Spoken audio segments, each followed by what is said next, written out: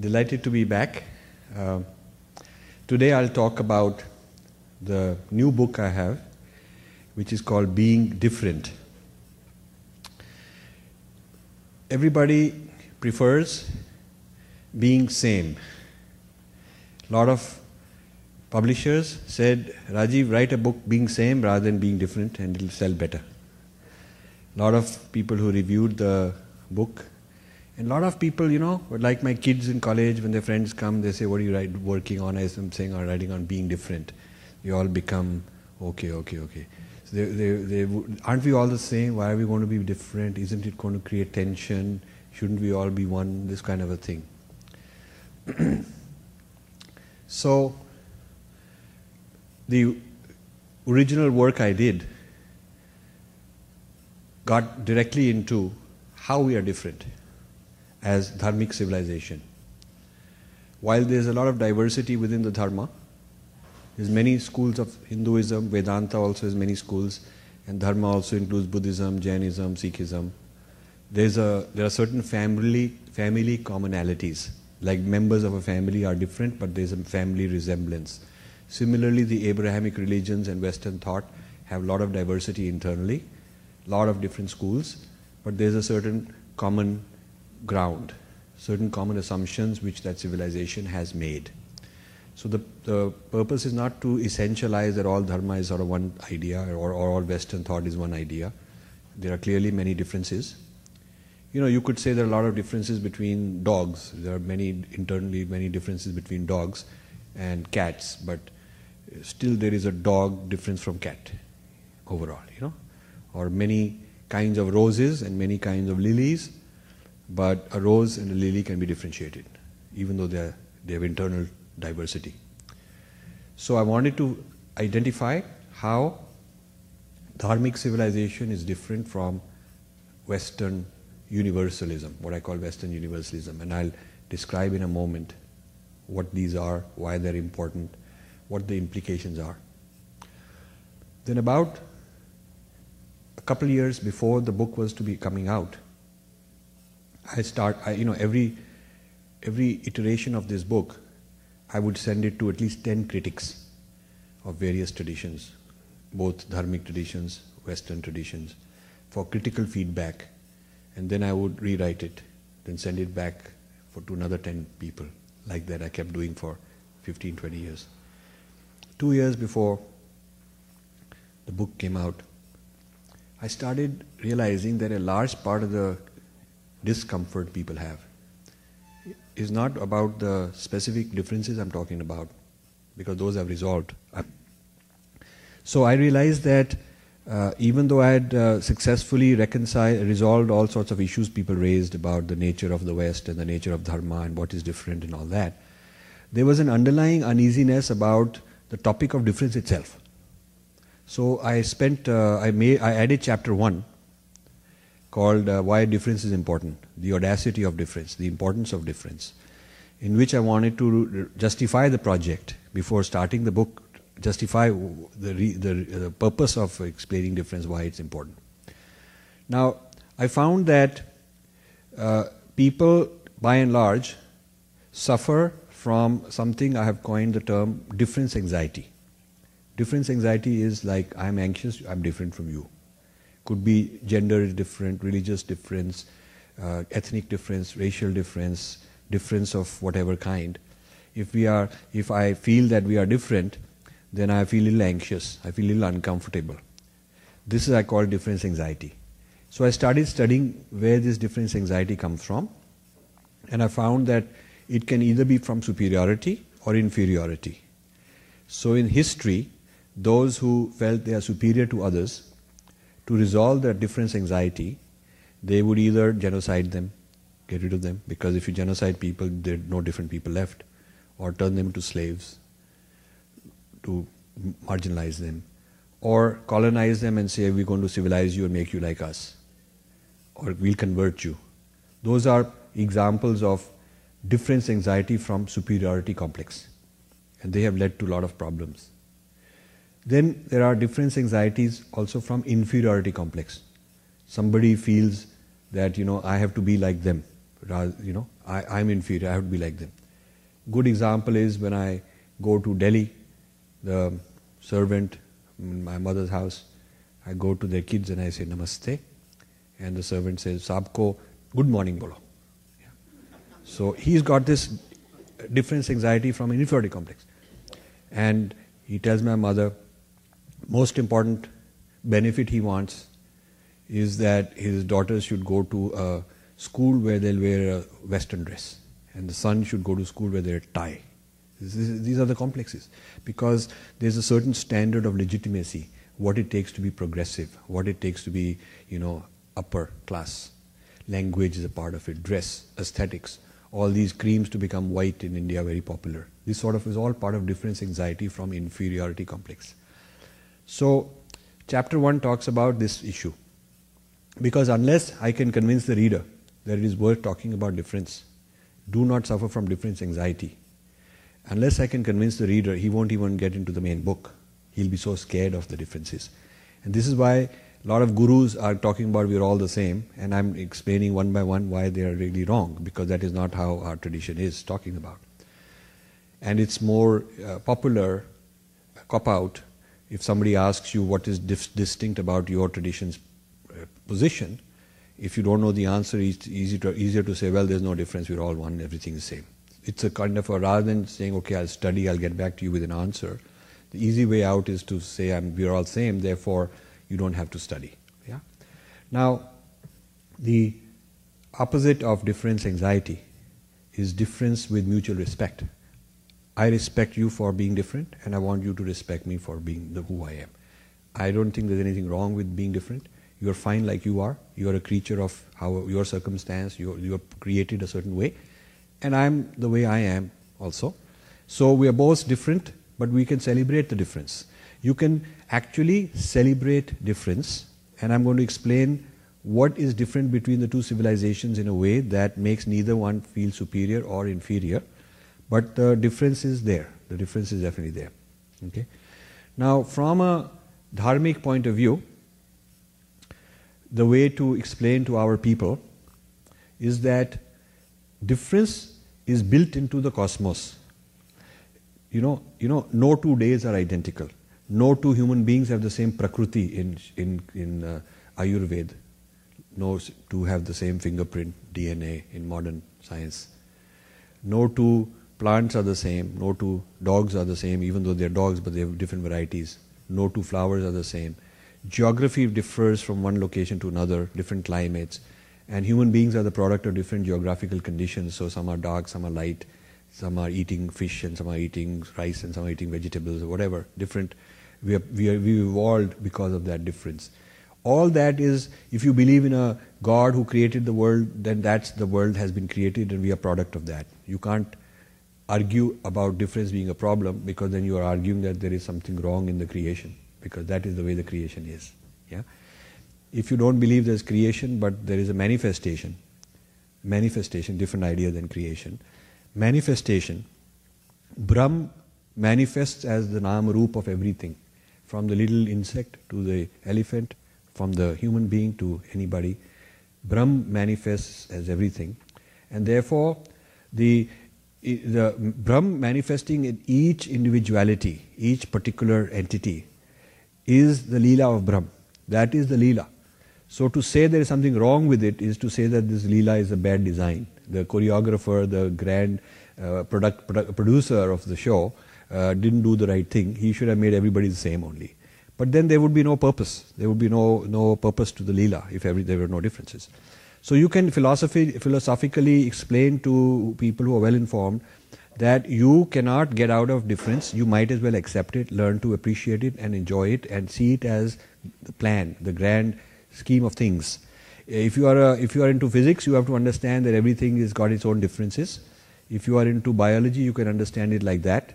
If you are into aesthetics, there are different aesthetics. The whole idea of dance and art is all about difference. If you are a spiritual person, you can understand it from the spiritual point of view. So difference is something that you must deal with, which means you have to get out of the difference anxiety. So the first chapter gives you this long discussion on how to overcome your difference anxiety, which means I prepare the reader to go on to the next part of the book where I'm going to explain what the differences are. So this business of difference is explained in this manner so that people take seriously the idea of being different. Now, the next major concept I'm going to introduce from the book is the concept of Western universalism. Western universalism. Western universalism means the West's history, which is different from other people, Chinese history or Arab history or Indian history. The West's history, which resulted in Western thought, Western religious ideas, Western values, Western aesthetics, Western ideas of right and wrong, Western ways, that became the universal standard for everybody because of West power, because of colonial power, because West expanded, language expanded from the West, Western institutions expanded, job opportunities, media, all of that, means that the Western thought and Western point of view got installed and downloaded and into the minds of people everywhere. So the West's ideas became universal. As opposed to, say, China, if China had taken over the world, then Chinese universalism would have become the universalism. Or let's say Islam were taking over the whole world, everybody becomes Muslim, then there would be an Islamic universalism. Everybody would be studying, we would not have any other point of view, this would be all we would know. If Hitler had won the war, then there would be a certain, German supremacy kind of universalism. So one universalism predominates, not based on superiority, but based on power. This is something important to understand. It's based on power, not superiority. And this idea of competing universalisms crystallized when, 10 years ago I was invited to give a talk at the Indian Institute of Sciences in Bangalore. And the talk was, where is India in the clash of civilizations? So now the famous clash of civilizations that the phrase was coined in the 90s is about West versus Islam versus China. They each are claiming world dominance. They want to create world dominance. Each claims a universalism. There is obviously a Western universalism. There is also an Islamic universalism. They believe they have an answer to every situation. Not only religion, your relationship with God, but family life, how it should be, society, how it should be, money, finance, business, all the politics, everything is defined in a certain code. And the Chinese are projecting an idea called Confucian universalism. Confucian universalism. And when I was explaining Confucian universalism, one smart Alec Indian make a joke out of it, said, yeah, but we have confusion in universalism, meaning we are confused people. But that's just a joke. Confucian universalism is being now discussed as a Chinese alternative to Western universalism. They have Confucian human rights, Confucian idea of science and technology, Confucian thought. And they are saying when we develop science, technology, modernity, we are not westernizing because we are doing it in accordance with the Chinese ways. Yeah? And Japan became very technologically sophisticated, but did not become westernized in its culture. They did not lose that. They remained Japanese, but very technologically sophisticated. Indians are very confused about this. Indians say, the choice is, do I remain Indian civilized according to Indian civilization, or do I get modern? As if there is no Indian way of being modern. You follow? So often they ask you, are you dharmic or are you modern? To them, the way you can advance into modernity is only through westernization. So they have given the West the universal claim of modernity as if there is no other approach to modernity. Chinese, I give them credit, have said there is also a Chinese alternative way of modernity. So just so Western modernity is one kind, Chinese modernity is another kind. So the question I have to answer in this talk 10 years ago was, is there an Indian approach to modernity also, which is very deeply Indian according to Dharma principles. But according to that, we would have science, we would have technology, we would have medicine, we would have human rights, we would have social, political progress, we would have all these things that modernity has without giving up Dharma, in fact, based on Dharma itself. And because in the Dharma we have separated Shruti and Smriti. So we can advance more so than the biblical religions and the Abrahamic religions because they don't have separation of Shruti and Smriti. They've collapsed them into one book. So one book, if one book contains your Shruti, Smriti and Itihas, Puranas, everything combined as one book, and that book is final and frozen, can't be changed, you have a very hard time advancing. This is why in the West you need reformation, you need wars, you need a huge calamity to get out of that box. Whereas in our case, Shruti is eternal, but Smriti keeps changing. Smriti is historical, what changes with the time and place. So we can have an American Hindu Smriti on, adapting Dharma for American life. We can have a Smriti for time and place. In fact, Manu Smriti says that this Smriti has to be rewritten for every time and place. It is not one permanent book. You don't memorize it and turn it into fixed canon or dogma. I explain that in a lot of detail.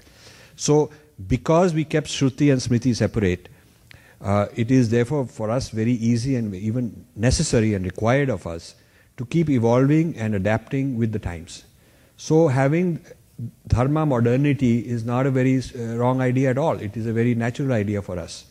And we should be investing in this kind of investigative work to create Dharma modernity paradigm and see what the youth needs, what society needs today, what are the issues facing today, and come up with what is the Dharma, what would the Dharmic Acharyas and Rishis do about this circumstance, rather than parroting what was done by them in the past.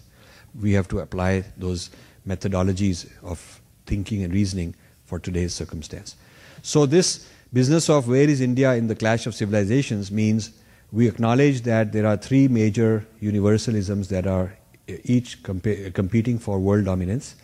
India will either have to claim its own alternative dharmic view that requires to be appreciated and respected, or India will be digested, broken up into some part will become Islamized and become part of Sufism and Islam, some will become Christianized and westernized, secularized, and so on.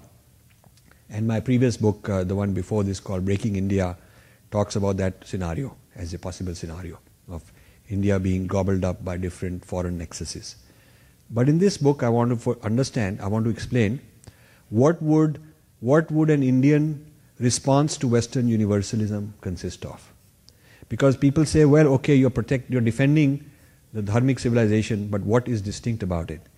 Unless you can define what is distinct about it, you have not figured out why you want to protect it. If a kid asks you, why you want to protect this culture, but if everything is same, what's the problem? In fact, I was at a conference by a very prominent global guru of ours, very famous name, and he was talking about how everything is same, all religions same, everything you can do is same, which is not true. I can get into details if somebody asks. That's certainly not true, because that way even Ravan's dharma would be same, and Kaurav and Pandav dharma would be the same. They are all claiming to know the truth, and there would be no need for a Mahabharata, and Hitler's dharma would be the same, and Bin Laden's dharma would be same. Then this would be a joke. The whole thing would be a joke. You could get away with anything. But anyway, he was sort of acquiescing and falling prey to this fashionable trend to say everything is same. And then after a break, to a different audience, he was very critical of evangelists converting and this and that, and why we should fight it. So I said, isn't there a contradiction? If everything is same, what's wrong with conversion? If everything is same, you should actually tell your people to go become Christians because everything is same. It will solve the problem. And he got very suddenly, shaken up. So I said, but it is true. Your position that everything is same contradicts your position that you are against all this evangelism converting. You should say one or the other. But you are contradicting yourself. If you don't want evangelists to take over and convert your identity, then there must be something different about it. There must be something distinct which is worth protecting. Then you better explain what is that distinctiveness. And once you've understood what is that distinctiveness, then you can't go around saying everything is the same. So he didn't know the answer, but he understood the problem that I'm describing. And I've come across this so many times that I figured I ought to write a book on being different, to explain that from that point of view. Now, once people understand and appreciate that we must have a very clear idea of our distinctiveness. Then the question comes, please explain what exactly is that distinctiveness. Yeah, that's what the question comes. That's what 80% of this book is about. Chapter 2, 3, 4 and 5, each of those 4 chapters focuses on one major kind of difference and goes into a lot of details on that particular kind of difference. So that by the time you've read this book, you will have my very clear description and argument on what are different things, what is unique and distinct about philosophically, metaphysically, about our faith. And many of the commonly heard views I reject. Like we are mystical and West is materialistic. That's not true. We are also materialistic. We built Harappa, we have medicine, we have metallurgy, we have textiles, we have Vaishyas, we have different Purusharthas. We are allowed to be enjoying Grihasthas, so it's not like everybody is mystical. And the West is not only materialistic, they've also had mystics. So these kind of very simple answers don't work. You have to go very deep into to find out the answers, which is what I'm doing in this book. Now the methodology I used is I'm doing 2 manthans. Manthan is, a tension between opposing forces. So the cover of this book is Samudra Manthan. So I took that picture from the Thailand International Airport. They have the Devas and the Asuras, human life-size statues, and it's about 150, 200 feet long. This display in the Thailand International Airport, huge display. Those of you who've been there can't miss it. And the Devas on one side, Asuras on the other side, the deity in the spindle with the snake being pulled back and forth, churning the ocean. And this is the metaphor of opposing sides, tension, mutual tension, and as a result of that, new original things come out. So, one manthan was between me and Western thinkers, arguing with different kinds of Western thinkers. From those who are Orthodox Christians to those who are into the Christianity is same as everything, and we also have yoga, we have meditation, we are into Christ consciousness, whatever you have, we've absorbed it also, we are same. So I have to argue with them to show that they are playing this game and they can go up to a point, but there's a boundary they don't want to cross, because then their exclusivity is gone. They have to stick to that idea of exclusivity. So that is one manthan. And then Westerners who are not religious but into enlightenment, secularism, material science, I have to discuss with them also. So one manthan has been for the last many years, more than a decade, with Westerners. But in parallel, I've had a manthan ongoing with dharmic people. People who are Vaishnavites in Vrindavan, and Sri Aurobindo people in Pondicherry, and Kashmir Shaivites, and people in Tantra, and people in Chinmaya Mission, and Vedanta, Advait Vedanta in Ramakrishna Mission people, and people into Vishishta Vedvait, and also Buddhists, and also Jains. So, my manthan with the dharmic people was to understand what is common without collapsing everything into one.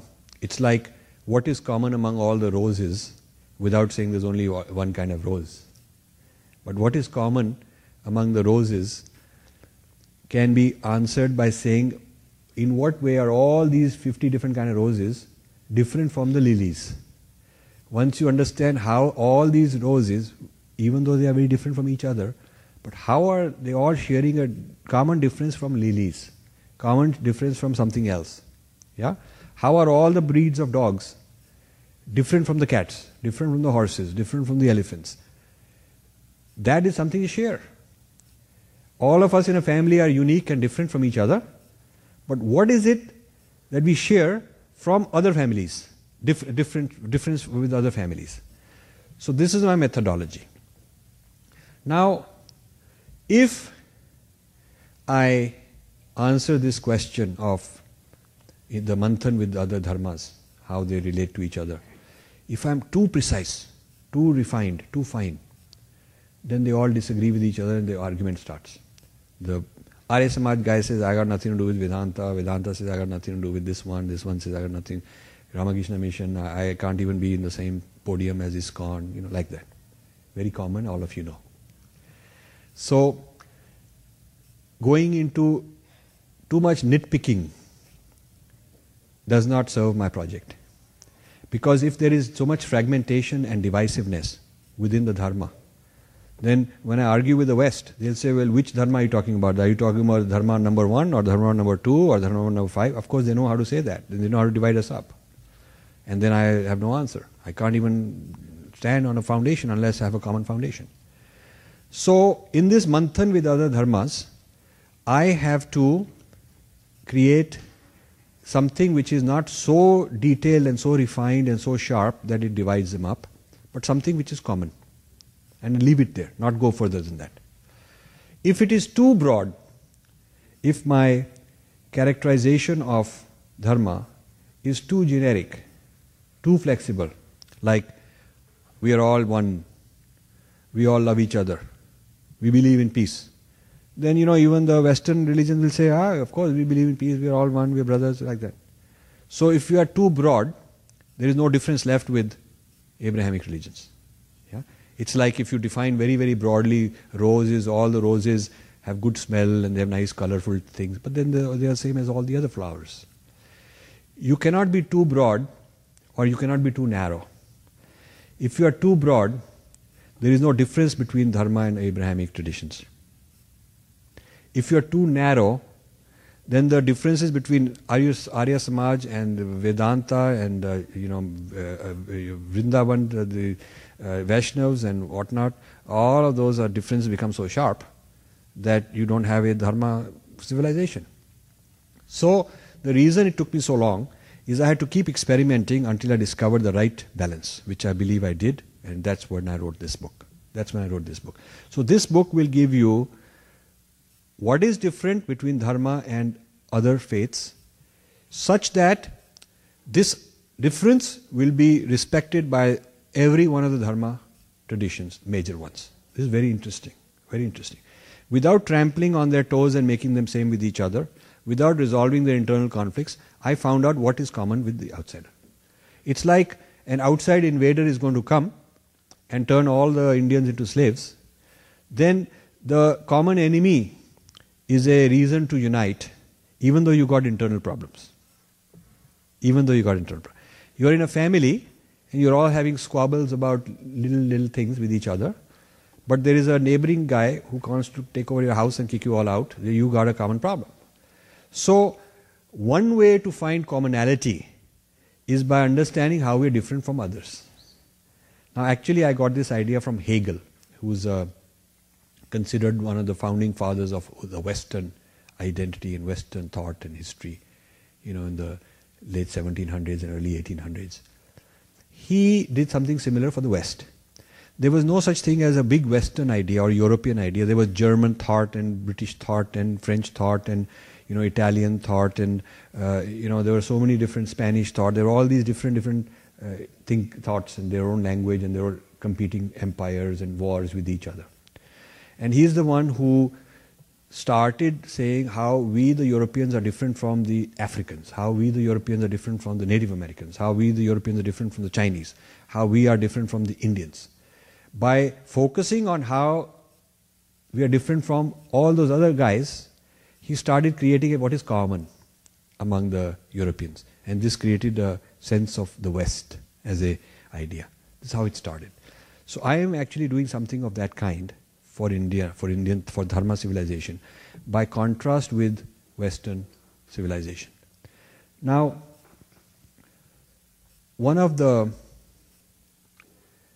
main differences I found is that all the dharmas, they can keep arguing different, nitpicking on details, but they all will agree in the idea of karma and reincarnation. It's very interesting. Buddhists also, Jain also. You could be Arya Samaji, you could be Ramakrishna Mission, Chinmaya Mission, Sri Aurobindo follower, you could be Shaivite, you could be Tantra, goddess, you could be whatever, doesn't matter. You believe in this. And it also that it met one test. Test number one is that they all agree with that principle. Test number 2 is Judeo-Christianity and Islam absolutely cannot accept it. And I've shown in this book why. It's because the main problem to be solved through religion in Christianity is that Adam and Eve commit original sin in Eden, Garden of Eden. They do something which is disobedience, and God gives a curse. And the curse is that all your future progeny, means all the children born forever and ever, your children, their children, their children, their children, all humanity coming out of Adam and Eve, they will all be condemned. This is the curse of damnation. They will be condemned to go to hell. Yeah, this is the problem. Now, then, it's very clear in Christian doctrine that human beings do not have the potential to overcome this sin in which they are born. They are born sinners. They can't overcome it on their own. We will argue that, look, I may have done a lot of karma, but I can do the phalla and do the various things and cure myself. I am Satchitanand, I have the potential in me to overcome everything that I may have done. But in Christianity, they'll say that human beings do not have the potential. Without intervention, external intervention, you are not able to cure this on your own. Because this was such a huge sin, original sin, that the damnation is so permanent that it is part of human DNA, you can't solve it. So, to solve it, God has to be born as a son. Only God can do the suffering. God has suffered for you on the cross. God has to be born, and God has to do the phalla, so that it saves you from doing the phalla. This is called substitutional atonement, which means somebody has substituted to pay for your karma. You have $1 million debt, you can't pay, so nice guy comes and writes a check and says, okay, I substitute for you, pay it. So this is what God has done. This is very important to understand. We must do this Purva Paksha, which means studying of the other, to understand what the difference is and why karma won't work. I'm coming to that. So first there is original sin, which leads to all humanity being eternally damned. And then God, Son, is born, and He has to be sacrificed willingly, suffer on behalf of all humanity, so that they can believe in Him and get out of this sin. Yeah? This is the scheme. This is the scheme.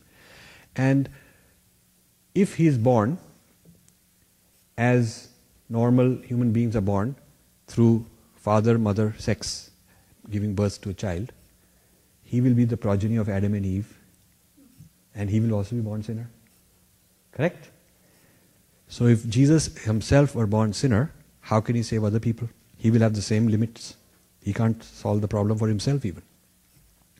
So Jesus has to have virgin birth. Few Hindus even understand why virgin birth is such a big deal. They think it's a metaphorical. No. Virgin birth means He is not progeny of Adam and Eve. He's God's father is God, not a human being, and therefore He is not progeny of Adam and Eve. Do you understand the importance of virgin birth? You should be able to explain this. So Christians will be very impressed that, wow, this Hindu knows, we can't make a fool out of him. You say virgin birth is necessary so that Jesus is not a born sinner, because all progeny of Adam and Eve are cursed to be born sinners. And if He is not a progeny of Adam and Eve, then He is exempt from original sin. And for that, He has to have God as the father, no human father. Therefore, He has virgin birth. This is a very big deal. Now, therefore, this is the only man, only human being in Christianity's history, according to their history, only human being ever who is not born sinner is Jesus. It's a very big deal. So, we can't say Jesus is just another rishi, just another yogi. No. Then the scheme will fall apart. He's the only one. Before Him, they were all born sinners because they had human. God never impregnated and had a son ever before, and never since after. Only person, no one before, no one after, no one during His life other than Himself was virgin birth and not a born sinner. So this is very important. Step 1, there is Adam and Eve doing original sin. Step 2, God gives this curse of original damnation. Step 3, God gets virgin birth and therefore there's one human being in the history of mankind who is not born sinner. Next step, he's sacrificed, and he says, anybody who believes in me, my sacrifice will work for him. Yeah, it's like bailout. Government does a bailout, saying, okay, you got all the banks are in defaulting, so we will bail you out. We will deposit $1 trillion, and bank can come and draw against the $1 trillion. Debt is gone. So Jesus suffering means Jesus is paying the phalla for everybody else's karma. Now, according to karma theory, there's several issues with this. First issue is, an issue with it means that the two systems are incompatible. Does not mean one is right, the other is wrong. It just means they're incompatible. And you don't have to make a judgment on which is right, but you can explain why they don't work together. A karma of Adam and Eve, no matter how bad, will only bring phalla to Adam and Eve in their future life, not to all of us. We are not suffering somebody else's karma. I'm suffering the karma of my own past life. Whatever karma I do in this life, it will not be my kids, it will be me in my next life. This is possible because we have reincarnation. If they had reincarnation, then Adam and Eve would have suffered their karma in many lives, maybe 1,000 lives, maybe 1,000,000 lives, but it will not affect other people. Since they do not have karma, since they do not have reincarnation, how is that karma going to work out? Since there is no future life, where will it go? It can't be disappeared. It has to therefore be passed on to the progeny. So the transmission of karma through the sexual offspring, the people born through sex, through your progeny, is a different system than the transmission of karma through your own next life. One of the articles I write that karma is not a sexually transmitted condition. It is not a sexually transmitted condition. It is transmitted through your own reincarnation. So the system of reincarnation to transmit is a different system than biological passing. Yeah? So this has huge ramifications in reconcile. You can't have karma reincarnation, because if you had karma reincarnation in the biblical system, then there would be no eternal damnation for everybody else. It would be Adam and Eve, wherever they are, they would be paying the price for their disobedience. Not my problem, not your problem. It would be their problem. Second problem is, you cannot have one guy suffering for everybody else. You got to suffer your own. Nobody else can suffer for you. You've done something, baby, you got to pay for it. That's the karma way. Not someone else is going to do it and you have to just believe. And also, just by saying I believe in you doesn't mean enough. It's an easy way out. I just have to check a box, sign, I believe that you suffered for me, and now you're out. It's not a bailout as simple as that. You don't go to the bank and say, I believe Obama deposited $1 trillion for people like me, and I believe, they sign, and then the bank says, okay, your loan is off. It's not like that. It's more than just believing. That's a system of belief. You just have to believe that this history happened, and then you're off the hook. It's not so simple for us. So I go through this very systematically, showing that these are two incompatible set of axioms. Axioms means assumptions. You can't prove them. We can't prove our assumptions. They can't prove their assumptions. But if you start with the assumptions of karma and reincarnation, you falsify the whole, what is called Nicene Creed. What I just described about Adam and Eve, original sin, virgin birth, all this stuff is called Nicene Creed. The city of Nicaea, which is modern day Turkey, has that city, is where this idea of Christianity was crystallized and codified. And in every church, they recite the Nicene Creed as an article of faith. Everybody has to believe. Every denomination, they have to believe this. So this, on the other hand, if you start with the Nicene Creed as your axioms, then karma and reincarnation have to be falsified. You cannot therefore combine these two. So this book takes up issues like this, very philosophical, and shows what is different. I'm showing you the karma reincarnation is common to all the dharmas. The Nicene Creed is common to all the Christian denominations, and the two are incompatible. This is the kind of thing which can create a sense of who we are and why we are distinct, without saying we are right and you are wrong. We are different. That's it. Now, another big difference, and this is linked to the previous one, is that they have a lineage of historical prophets. And this lineage of historical prophets is the only means to the final truth. You can't discover it on your own.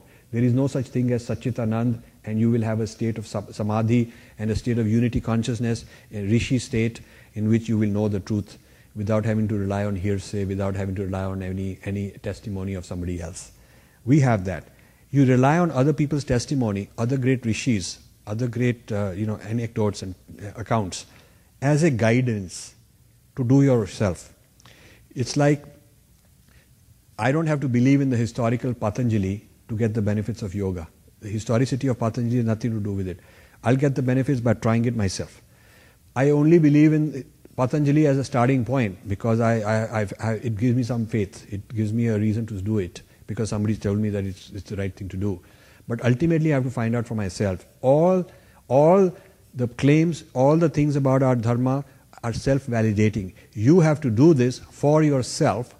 No one else can do it for you, and you have to find it out for yourself as the proof that it is valid. That's a very different thing. And this is possible only because the nature of man, according to our faith, is Satchitanand, originally divine, not original sinners, but originally divine. And the other system is a system of originally sinners. Yeah. Now there's nothing, you can't say it's all the same because original sinner and original divine cannot be mixed up, cannot be considered the same. I'll tell you a little story. I have evangelists I live in Princeton, and there's a seminary, they're training young evangelists to go to poor countries like India and convert. So before they're sent off, they have to go around the neighborhood to get practice. So they come to my house, they go to various homes and knock at doors, and they have to get confidence, how to sell, how to argue, how to answer questions, how to spread the word.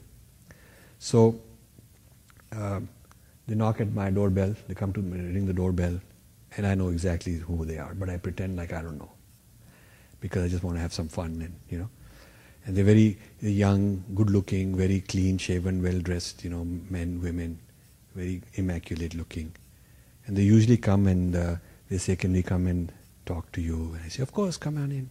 So I give them chai, chat with them, and they have small talk.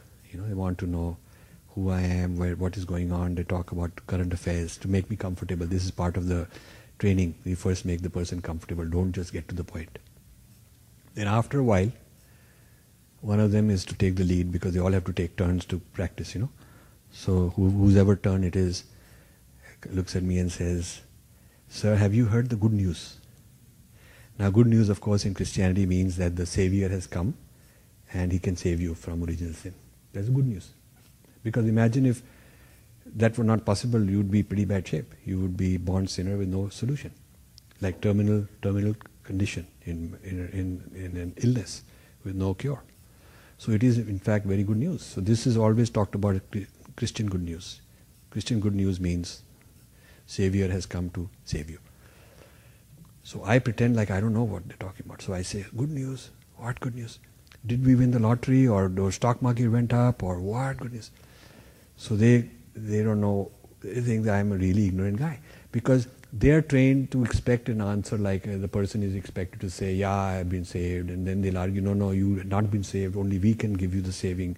Only God's Son can give you this." So they are trained to expect a certain response, and I give them an unexpected response, so they kind of get thrown off. So I ask them, "What is why have you been? What is the problem?" So they say that we're all sinners, so we have to be saved. I say, "No, sinners. What? Why didn't I do anything wrong? Why am I a sinner? What have you done wrong?" So then they have to say, "No, sir. You see, Adam and Eve did all this, and they did original sin, and then we got cursed and original damnation. All this stuff they tell me." Now I know all this because I was raised in a Catholic school in India, so I studied Bible. I know all this stuff, but I pretend like I don't know what they're talking about. So I say, "Well, really, Adam and Eve did that? So therefore, my sin because they done it. Why is it my sin? They've done it. It's their problem." So they try to get me fixed up, I just keep asking more questions, and they figured, this guy is a gone case. He's not an easy one, And then sometimes they go back and say, "Can we come back, sir? I will talk more." I say, "Of course." Then they bring a more senior guy, some older guy, to try and work on me. So this goes on, and I'm just always pretending that I'm just asking logical questions, like, "Hey, why?" So Then after a while I say something like, have you heard the Hindu good news? And they are totally bowled over because no training taught them anything like that, that you have to expect somebody might say like that. So they say, Hindu good news. What is Hindu good news? They all look at each other. I say, well, Hindu good news is, we are not original sinners, we are originally divine.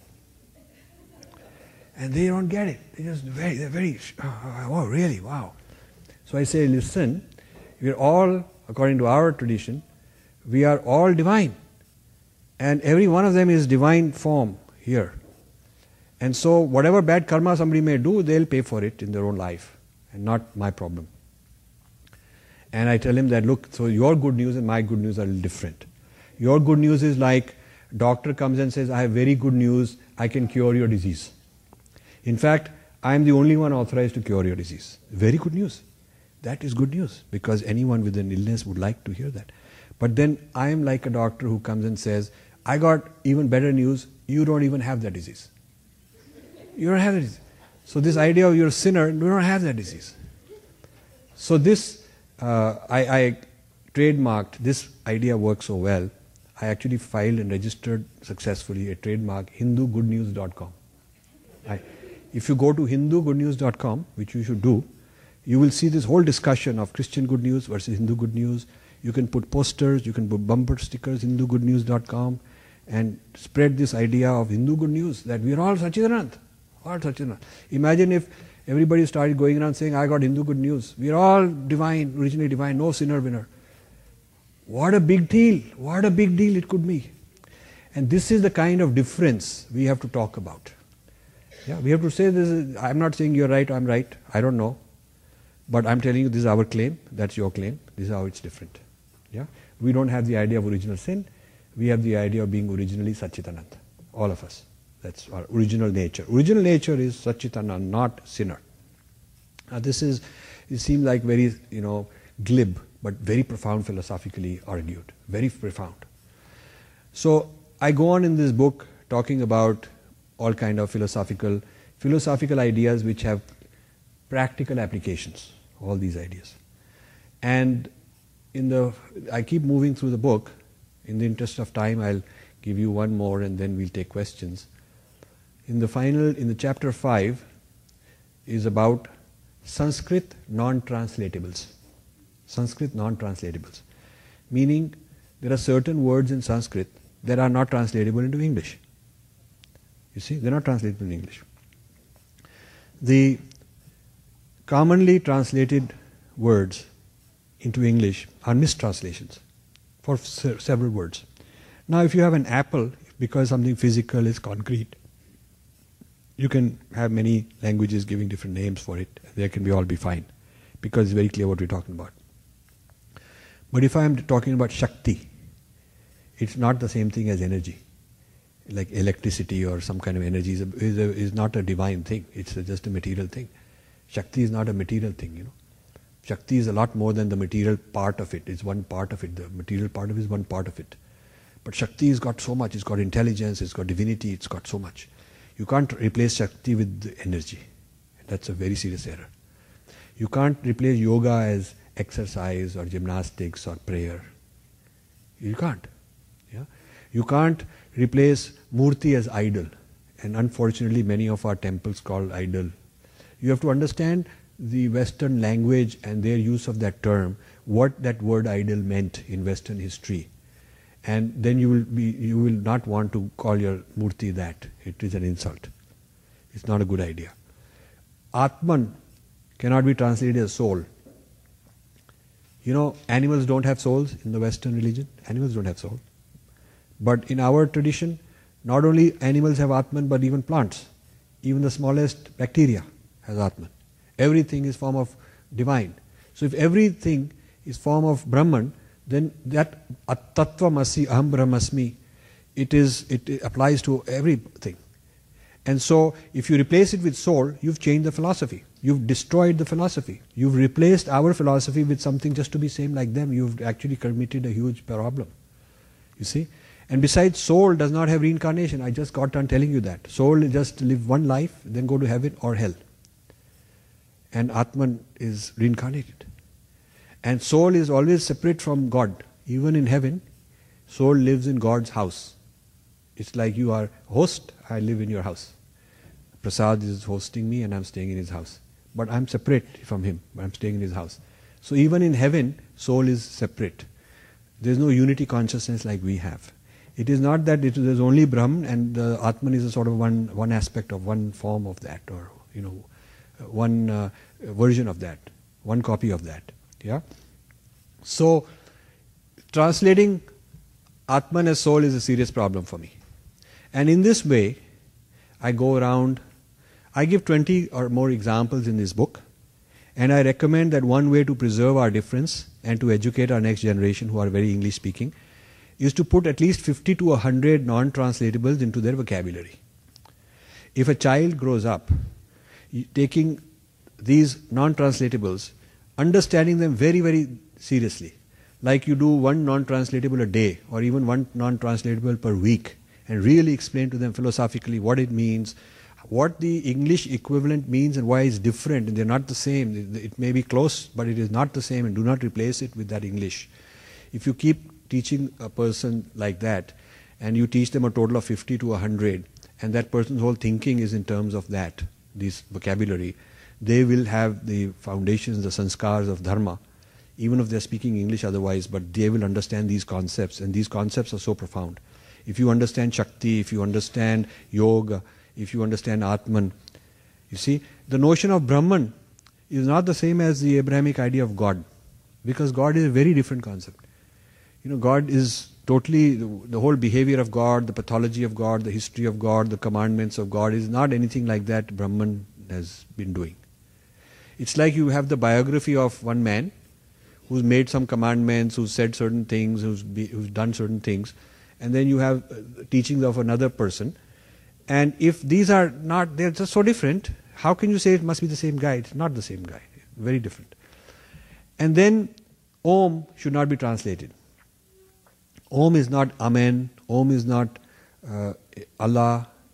I was very disappointed when Swami Ramdev came to New York some years ago in his first trip overseas to US, and I think it was a Muslim journalist or some journalist asked him that, you're doing yoga, so what if a Christian or a Muslim does not want to chant Om? He says, no problem, they can say Allah instead of Om. He turned it into a trivial thing. I was very disappointed. Because Om is a vibration, it is not a meaning. It is not like a word for apple. It is not a certain entity that you are naming. Om does not refer to something else. Om refers only to itself. Om is self-referential. Om is not a concept or an idea or a mental thing. Om is just the vibration of Om. That's Om. And when you replace that vibration with some other vibration, you've changed it. Each vibration has its own signature, its own effect on me, its own effect on the cosmos, the microcosm and the macrocosm. And when you replace one vibration with a different vibration, it produces a different outcome, a different effect. It's like you replace one medicine with another medicine. Maybe that other medicine is good, it has its own purpose also. I'm not saying it's bad, but it can't be the same, it's not the same effect. If you replace one spice in your kitchen, in the recipe, you remove it, and instead of putting that spice, you put some other spice, it's not the same thing. You see? So if you take Om out and put some other vibration, it is got a different effect. And there is nothing wrong in saying that there is a certain vibration the rishis discovered, which we call the cosmic vibration. You don't have to believe in it and all that, but this vibration got nothing to do with God. There is no injunction against it in your religion. How can you have an injunction against something that you didn't know? You can only have do's and don'ts pertaining to things that you have discovered. So a civilization that never discovered such a vibration don't have any rules or against it. Only if you translate Om as God, Hindu God and all that, then those guys have problems, and you have to say, okay, replace it with Allah, then that's you've distorted Om. So you have to say, Om has no meaning, it is just a vibration beyond all meanings, because every meaning is concept, it's a mental level. Meaning is a mental thing. Om takes you beyond meanings. To explain Om, you can intellectualize it for a long time. You can approximate it by saying it also refers to this and that and that and that. But all the discussions and all the explanations fall short of Om itself. You see? So Om is, at the end of the day, a vibration which is just itself, and this vibration has, repeating it has certain effects. And there is no religion that has an injunction against such a vibration. And it doesn't prevent you from being a Muslim worshipping Allah or being a Christian worshipping God or whatever if you chant Om. So I would have liked if our Guru were knowledgeable enough to be able to do all this. Very surprised and disappointed that our Gurus keep taking the easy way out. Many years ago, my foundation used to have a project with Princeton Day School, which is a very prestigious school in my neighborhood. We used to take those kids to India during spring break to get religious experience. They had a course called World Religions. It used to teach Hinduism very badly, like many places. So to fix it, I went to the principal and they said, okay, let some teachers go to India with you and see how they like it, and then we'll decide. So the first year I took 2 teachers, a history teacher and a religion teacher, and we went to Rishikesh and so on. They loved it. And then from the next year onwards, we started taking 20, 25 students every year. So after 1 or 2 batches of students came back, they came back transformed. They were so impressed, these 9th, 10th grade students, very impressed at that age. Very college, they are already fixed in ideas, but at that high school age, they're still open. So they were wanting to, they wrote essays, they had blogs, they did all kinds of wonderful things about their transformation in India, with Indian religions.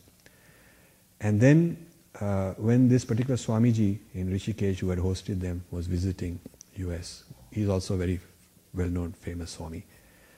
So he was coming to New Jersey, so it was decided that in my house we'll host a get-together.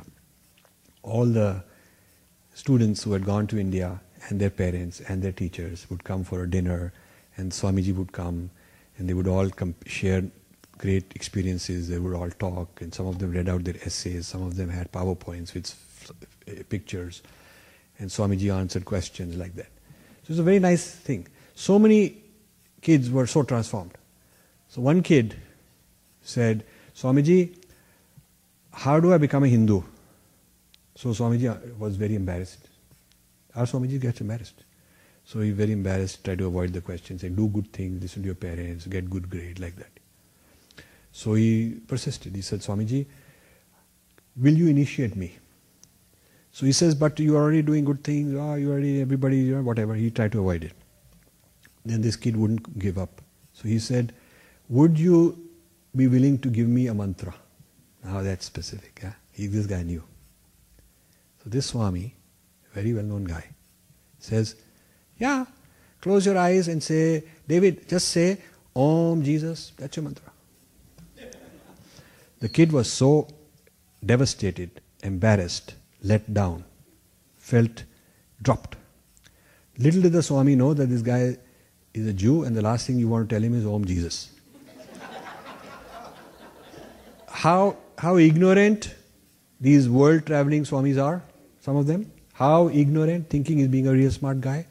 And the next day this guy came to us, he talked to my kids, his teacher called to us, said, it's very sad, So then I had to get him somebody else who could properly initiate and give him a sense of belonging. Our gurus in the 60s had, almost 5 to 10% of the American population dying in this yoga movement, hippie movement, dying to become Hindu. Dalai Lama would make them Buddhist if they came to be Buddhist, ordain them, officially declare them you're a Buddhist. And they have become very loyal, white Buddhists in various universities, very loyal to the Dalai Lama. For every one who became a Buddhist, there were 10 who wanted to become Hindu. We had Satchitanand and Osho and Prabhupada and whatnot, all these guys, 10, 12 big Swamis, mega Swamis. We could have had by now 25 million, these people are doing yoga and lost and confused, and many of them gone into Christian yoga. We would have had 25 million white Hindus here by now if our gurus knew that these guys need a sense of belonging. They cannot just be entirely individual on their own. They need to belong. They need to they're a congregational group.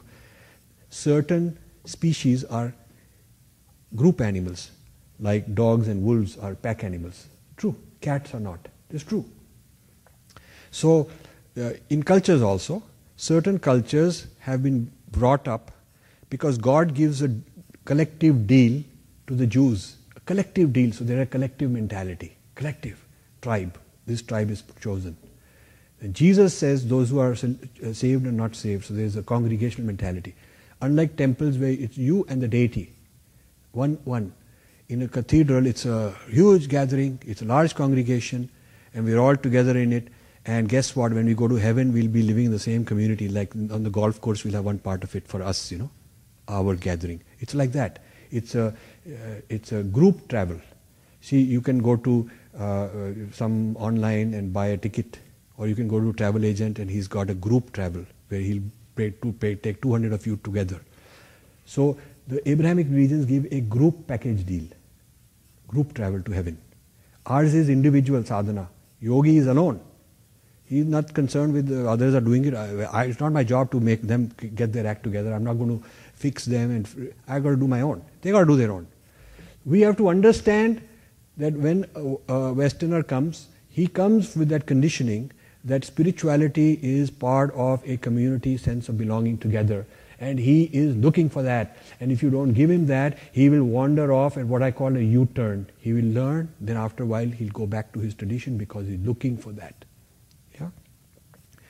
Prabhupada gave that in ISKCON. He officially brought them in, shaved off their head, put dhoti, go singing Hare Krishna and sell this. All this kind of very successful until the American authorities started filing lawsuits to finish off ISKCON because ISKCON is getting very dangerous for the American in their mind, They were thinking it's going to finish off the young generation. So they went after it. But he had this idea that you got to give them a sense of identity. You see? So our people didn't know that. They bungled up this whole opportunity. Now, I'll close with one final remark because I could just go on. Sometimes people say, this is very un-Hindu of you to discuss others. Truth is in your heart. Why are you talking about others? So I have a response to that also. I always respond using some Sanskrit word which they suddenly say, oh yeah, then they are quiet. And the magic word is Purva Paksha. Purva Paksha is a very old technique in our tradition. It means debating the other, understanding the other's point of view, studying his tradition, what it claims. Like I gave you a Purva Paksha of Nicene Creed from the karma reincarnation point of view. I gave a Purva Paksha of the Nicene Creed. From the Hindu good news point of view, I gave a Purva Paksha of the Christian good news. Yeah. So Purva Paksha, the Vedantins, Adi Shankara was doing Purva Paksha with the Buddhists, debating back and forth. One school of Vedanta versus another school of Vedanta. Vedanta versus Mimamsa. Every school of our thought in Dharma had these debates with every other school. That is how they learnt from each other. They sharpened their ideas, they defended themselves, they argued. So being argumentative and talking back and understanding the other's thought process and refuting it is nothing un-Hindu about it. It's very, very much part of who we are.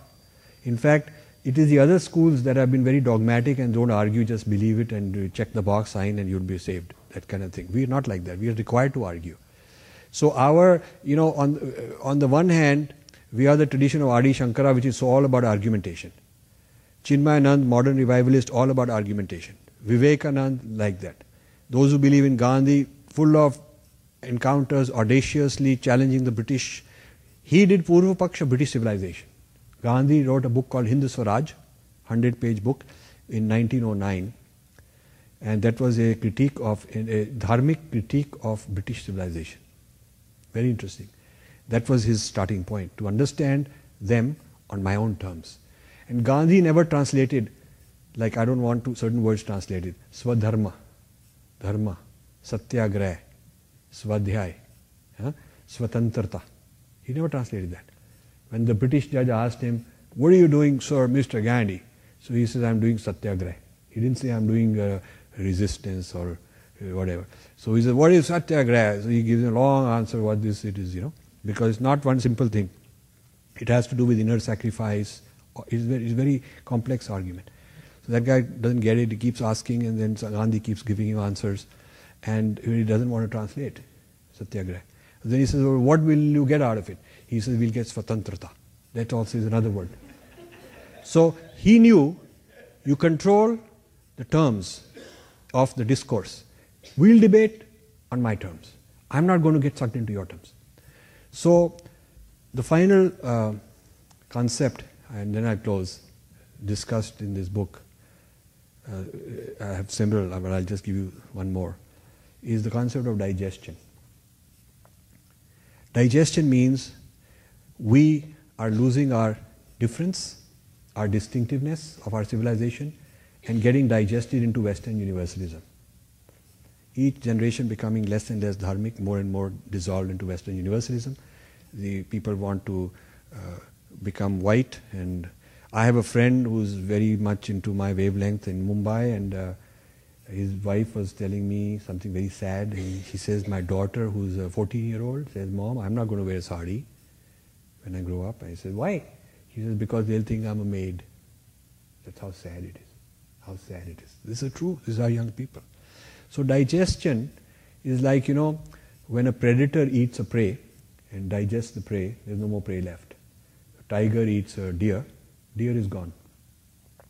So the deer's meat has to be broken, and as it goes into the digestive system, it's broken into smaller. There's different enzymes and the different chemicals work, and they break down the food that has been eaten into smaller molecules until there's no more deer DNA left. There's no deer DNA left. And then these little molecules that have been made, like spare parts, they are reassembled into tiger DNA. And they put as flesh and blood and bones, and the tiger gets strong. And there's no more deer left. And what didn't fit is called waste, thrown out. So if you look at civilizations that have been digested, the pre-Christians are now called pagan. They believed in goddess, they believed in the earth, and they had sacred and a lot of things and all, And so Christianity took what was useful, like Christmas tree is from pagans. Easter is from pagans. Many ideas Christianity borrowed from pagans. But the pagans themselves finished. So if somebody comes and says it's a compliment to you that we are taking yoga and making it Christian yoga, you should say, aha, but we're getting digested. And when you took these things from other people, what happened to them? Yeah, it was considered a great tribute to Native Americans that white man used to come and say, you should be so grateful, we think your land is very good, very beautiful land, we're praising your land. Of course it means that we're taking it away from you. You see? So obviously the tiger, when he sniffs at the deer, he says, wow, this is delicious, you're smelling so good, you're looking so beautiful. Or when you look at the plate of food and you say, this is delicious. Now from the food's point of view, it's bad news because you're going to be finished. Yeah? Only a foolish deer would say, he'll tell his friends, this tiger's coming and he's praising me, he says, I smell so good and I'm tasty, I feel very delicious, I'm so honored, this tiger likes me. Only a foolish deer would say like that. And the civilizations have digested other civilizations. The Native Americans were digested, they were finished off, pagans, African culture got digested into Egyptian civilization, and Egyptian civilization got digested into Greek civilization. Greek civilization got digested into what's called Western civilization. And now Tibetan civilization is being digested into Chinese civilization. It may disappear in a couple of generations.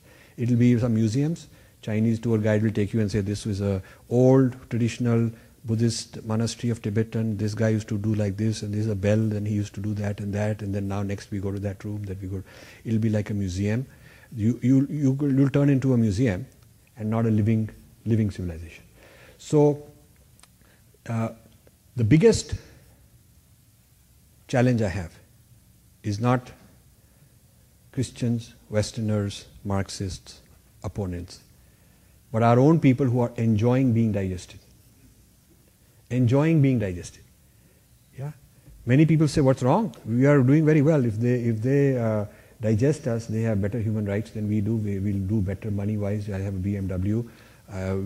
In other words, it's a difference anxiety from an inferiority complex, which says the way to resolve my inferiority position is to let me become like them, get digested because they're better, I'll be like one of them. So you have a real choice to make. We as a civilization have a real choice to make. Whichever way we choose, let's do it consciously, let's do it with knowledge, let's do it informed and not ignorantly and not automatically and unconsciously. We can be digested. That's a choice. We must properly understand what it means. We must understand what happens to others who've been digested. Or we can be different, is the antidote. So when people say, what is your solution to being digested? I say, be different. Which means understand what is different that is non-digestible. Karma reincarnation is non-digestible into Christianity because of the problem I showed you. They will try to digest it in a distorted way to remove the incompatibility by distorting the karma and make it digested. Don't let that happen. If you are very well informed and you've done your Purva Paksha of Nicene Creed, you will know how it hits the Nicene Creed. So whenever somebody tries to fake it and pretend that there's no problem, we'll accept karma and all that, you have to argue what it does to Nicene Creed and demand an answer from that person, and you will find at the end of an argument they will never accept karma and reincarnation. They're pulling a fast one on you. They're pulling a fast one on you, which is very easy to do with Hindus because they're not informed. So if you have done your Purva Paksha of the other, and if you're very clear on how you're different, and how you're different in non-digestible ways, not that okay, we take off our shoes, because that everybody can do. It's not incompatible with Christianity. They can have their priests wear saffron, they can have a agarbatti to Jesus, and they can sit and eat on a banana leaf, and they can give sacred food to Mother Mary. They can do all the things which are not incompatible with their DNA. Yeah. So if you are the deer, and part of your being, your core, your essence, your DNA is something which they can't digest, then they're not going to eat you. Thanks. So the choices we have are being digested or being different. These are the two.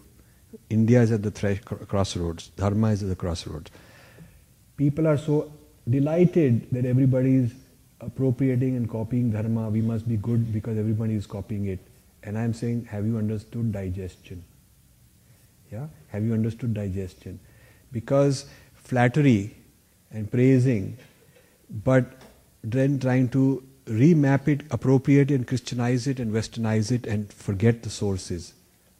That is the topic of my next book, which will be called U-turn theory. U-turn theory is how Westerners come, they praise, they study, they even get a Hindu name, they get initiated. Then some of them go into the Deepak Chopra Oprah mode, where they say everything is same, all spirituality, it's all spiritual, everything is this, you could be that way, that way. They kind of decontextualize, remove the Dharma, remove the Hinduism, remove the Indian sources. That is stage 2. Then some other followers come along, they take that and put it into Christianity. You have Christian yoga, or they put it into science. You have neuroscience, cognitive science. You have John Kabat-Zinn in Massachusetts who took Vipassana, and he calls it mindfulness meditation, and he's got patents on it.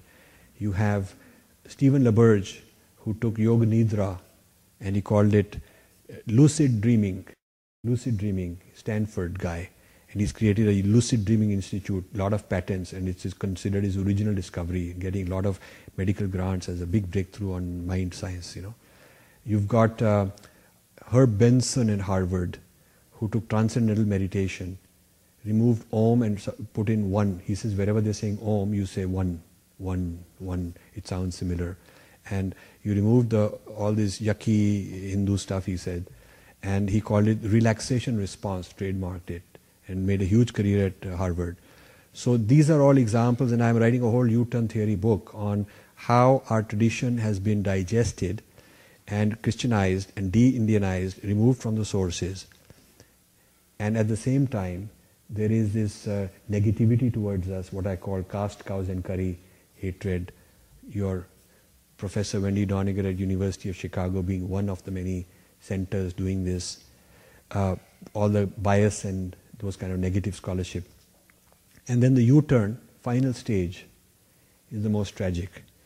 This U-turned revised, distorted knowledge gets re-exported to India, and Indians love it. Indians love it. So this whole, I explain how the Aryan theory was a result of Indologists figuring out things, keeping what they needed, digesting it for themselves as Sanskrit and Vedas, and Aryan is ours, the Westerners, and rejecting and putting negative things on Indians. And then they re-export it to India, and Indians believe in it. And now you have very fancy gurus like Andrew Cohen, who was a disciple of some New Age type Hindu called Papaji, and Papaji was a disciple of Raman Maharshi, like that. So this Andrew Cohen becomes a big star all over India. You go around with these middle class people who don't want to touch anything that sounds like Hinduism, but Andrew Cohen is now teaching them meditation. Andrew Cohen is teaching them non-dualism, but this is Christian non-dualism or Jewish non-dualism or some kind of universal non-dualism. So this is the U-turn. U-turn, which we'll be talking about next book, we'll explain in detail with many examples of how this digestion happens through stages, very, very gradual stages. And so a lot of people are very excited that we are getting digested, because they're taking a very short-term view of what is actually going on. Yeah? Thank you very much for listening, and I'll take questions.